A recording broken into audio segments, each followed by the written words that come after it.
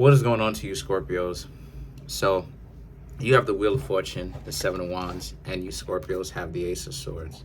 So, for you, a lot of you Scorpios are very much so aware of obviously your surroundings, says the Wheel of Fortune, but you're also in a mode where things are going quite well for you. When I look at the Wheel of Fortune, it's either usually one or two things. You either caught up in a cycle that you are finding it difficult to break free from, or you have successfully broken free from it and you're on to something else, right? And obviously you're happy that you've broken that cycle. The Seven of Wands right here speaks to the level of difficulty that you've had and how it was a real journey to go inwardly and actually address that particular situation with yourself to be able to break that cycle like I was talking about. I know a lot of you Scorpios, y'all love talking to people, getting to know them, especially romantically. I know because I know because I have Pluto and Scorpio in my 8th house, and I know. I know. And the thing is that the Ace of Swords represents how, but understanding who's good for you, who's not, what's good for you, what's not, it's good for you. It's something that you needed to really do. Figure out what works for you and what doesn't. Because just because somebody looks good to you or somebody is appealing, it doesn't mean that they're a decent person. It doesn't mean that they are a decent individual. So the Chariot and the Queen of Swords right here represents how a lot of you are, it took you some time, like I said before, you question yourself. You question that particular topic of, well, okay, just, Scorpio rules over questioning. So it's like, wow, I can't even say some of that stuff on YouTube. But like you were questioning why do you find this so desirable? Why do you want this? Why, like what kind of people do you usually talk to? And where you've been messing up and how you can improve on that, right? And what you've been doing well, right? So that's a very good mentality to have, because it means that you're going to fix yourself after every breakup that you have, right? And that you're going to become a better person, more well-rounded and more capable, regardless of if you have somebody in your life or not, which is a symptom of health, right? That's a sign of health when you're able to actually be like, okay, regardless of whether or not you're single is irrelevant, you still have the capacity to pay attention to yourself and be self-aware enough to know where you need to improve, right? That takes a very big individual. That takes a very tall individual to be like, yeah, I got to fix this about myself. Yeah, I got to fix that. Yeah, I shouldn't have done this. Yeah, I should have learned this way. Yeah, And the chariot represents said questioning. Some of your friends probably, they've known you for years, and they could have been the ones to question you too. But it wasn't a disrespectful kind of questioning. It was a questioning to really help you out, to gain some form of insight and wisdom and knowledge, of course. And the thing is that the Queen of Swords represents how you are a work in progress. Some of the things that you're able to see that you needed to improve, you Scorpios were able to fix immediately, right? Or very soon. But there's some other things that you Scorpios were told or you figured out about yourself that are not necessarily such a 20-minute fix,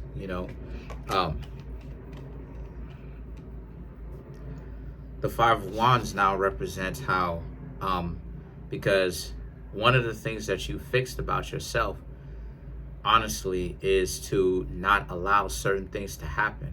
And some of the things that you Scorpios aren't really going to really allow to happen like that is, number one, playing with hands. Some of you, playing with hands. And what I mean by that is like, we all know what it looks like when we dating somebody. And well, I've never had this, but I know what it looks like on other people because I've seen it. But so we all know what it looks like, regardless of whether you're in the relationship of itself or if you are on the outside of it, but you're close enough to it. We all know what it looks like when you or your friend has that significant other that likes to get a little bit handsy. They like to play with their hands. They like to play fight and all that other type of stuff. That's something that you Scorpios are not gonna allow, because it can turn serious real quick, and it often does. Like, whenever it is I've seen relationships where it's like the two of them are like doing that type of stuff, you know what I mean? Like that, like save that to, a minimum in all of that. That's not, because it can get serious really quickly. I've seen it get really serious, unfortunately. And had to essentially, me and other people I was with had to essentially break it up. So the Six of Pentacles and the Two of Pentacles, right?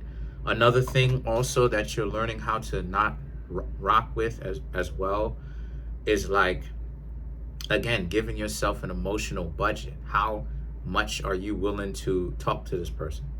How are you willing to talk to them? Are you willing to talk to them, no longer than a month, no longer than 2 weeks before the two of you better start hanging out on that level with one another? Like, how long are you willing to actually be patient and tolerant and talk to this person before you decide to be like, okay, it's over with this person, it's time for me to move forward? For instance, with me, I give them a month, because I may not see them. This is me taking into consideration, I may not see them, reschedules, not a lot of time to talk to them, all types of stuff like that. Calling them, trying to see if they want to hang out with you or something like that, right? Give them a call or whatever, or maybe they give me a call or something like this, or a text, or whatever the case may be. Anyway, I give them about a month, and I don't really go over a month. After a month is over, if there's nothing that's established, we ain't hanging out, we ain't kissing, we ain't smashed, we ain't, talked about anything, we ain't showing any kind of action at all, then I'm just dubbing the person quietly and just moving forward with my life. I'm not holding grudges. I'm not like looking to get revenge or any of that type of stuff. I'm just quiet quitting. Basically, I'm quiet quitting. I'm just like, okay, and leave the person's life. So that's something that a lot of you Scorpios are not going to do anymore, because I'm seeing how you Scorpios sometimes can kind of be lackadaisical with that, where you can, again, you can tend to be very lackadaisical with that. And what I mean when I say lackadaisical, I'm talking about from a perspective of like just chase too much. You know what I'm saying? Like, it amazes me still to this day how people will tell me, and I'm not even bashing anybody, because I get it, right? I definitely, because I was there, I get it. But it still amazes me still to this day when people are like, I was talking to this person, and I asked them, okay, how long you been talking to this person for? Oh, about 2-3 months. And the two of y'all like ain't dating or anything like that. It's like, oh, it's on and off. Right? Ew. You know what I'm saying? The Six of Pentacles and the Two of Pentacles. This is what I usually tell them. I usually tell them it's a two-way street. Love is a two-way street. If they're not willing to meet you halfway, what's the point? Because again, I know I may be getting some of y'all sick with this. I hope not, but I have to ask the question, what does a non-50-50 relationship look like? What does it look like? And then sometimes, sometimes people will say, well, oh, relationships can't always be 50-50. Well, yeah, that's true. But I mean, from the perspective of like, there's nothing wrong with what a person like Cardi B's parents, according to her, what a person like Cardi B's parents uh, uh, did, which is the father was taking care of the whole family, was a cab driver, didn't, didn't keep his job for whatever reason. I think got injured. I think, right? Couldn't cab drive anymore. I think was the reason, if I'm not mistaken. So the mom of the house, right? The man's spouse, her mom, right? Cardi B's mom, basically got a job. There's nothing wrong with that. That is 50-50 still, because one person is doing the work, and then when one person is out, another person stepped up and said, hey, whatever. And they wasn't tripping about it. There was no like disdain or why I gotta do work. How come I have to lift a finger to do anything? Bah humbug, right? So, and the thing is that the Ten of Swords and the Lovers right here represents how, because you Scorpios essentially been through too much. And I'm glad that you Scorpios have actually taken this brand new approach to even dating, honestly, and everything else. You should be a little bit more selfish, but you have to learn to be selfish in a correct way. Because there's selfish, there's being selfish in a way that's dysfunctional, and then there's being selfish in a way that actually is beneficial to you, right? That keeps the respect factor high. That way you don't get taken advantage of. And the best way for you Scorpios essentially to be respected is to be a little bit selfish the correct way. How you are a little bit selfish in a respectable way is by understanding, once again, what's worth your time and what is not, and how much energy are you willing to spend. You have to see that, because what a lot of you Scorpios don't necessarily understand, I don't know, maybe you do, but maybe you may not have known about this, but go into situations kind of having an idea of how much time you're looking to spend getting to know somebody. And this goes with anything, right? Understand how much time are you willing to put into something or someone, no pun intended, but you gotta honestly understand how much time that you're willing to invest in getting to know someone or doing something. Because this is how a lot of times people end up talking to somebody for far too long, and then they end up wasting years of their life. And then now it's like, oh my gosh, I was committed, I was dedicated to this person for 5, 10, 15, 20 plus years, and this person wasn't committed to me. And it's like, because you never had a particular set time to actually do anything. There was no progress. How you track progress is by setting time. That's how you track progress. You track progress, or you see, because remember, Scorpio, when I said that a relationship or being able to trust somebody is words and actions across time, right? Words and actions plus time equals trust, right? You have to be able to see that someone is telling you that they are for you, showing you that over time, and that will build the trust, right? That will build trust, or it should build trust between the two of you, right? Well, that's my point, right? How you're able to do that is by understanding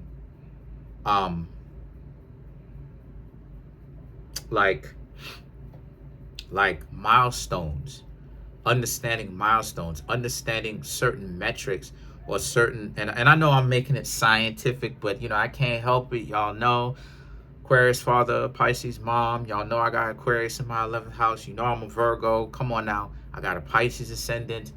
Y'all know this, all right? So I'm a Virgo, so y'all know that y'all gonna have to cut me some slack. I know I be talking scientific. But how you be able to track this is by milestones. You ain't talked to the person, you ain't hung out with them, you ain't kissed, y'all ain't hung out, y'all ain't smashed, y'all ain't going out on dates, y'all ain't done any of that. There's no talking about who y'all are. There's none of that. If there's none of that or very little of that, that ain't a relationship though. So let's clarify the lovers. The Tower, which is Scorpio. Ten of Swords, Ace of Pentacles, the Queen of Cups. Lovers, it's so warm, fam. Fam, I'm gonna have to go take a cold shower. The Tower and the Ten of Swords for you Scorpios.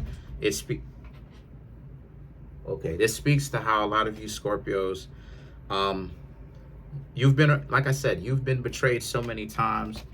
A lot of you are just really happy to get this self-respect, you know, and you're learning how to actually date correctly. Yeah, like don't ever, if you ask me, don't ever go into a situation where you're talking to somebody and you don't have a particular set time on how much energy, how much time are you willing to spend. I do that with every, you know, I used to do it a lot, and then I stopped doing it because I didn't date for a while.